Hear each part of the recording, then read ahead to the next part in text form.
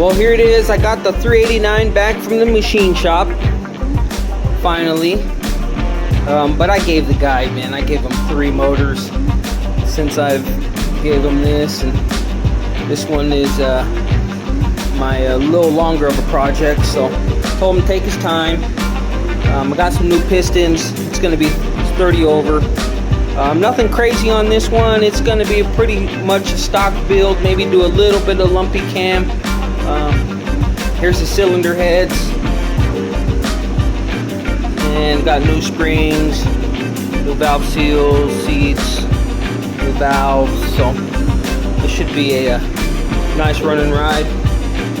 Now just getting ready to put it all together and then order parts. Actually haven't ordered parts yet. Wanted to wait for the motor. So here it is.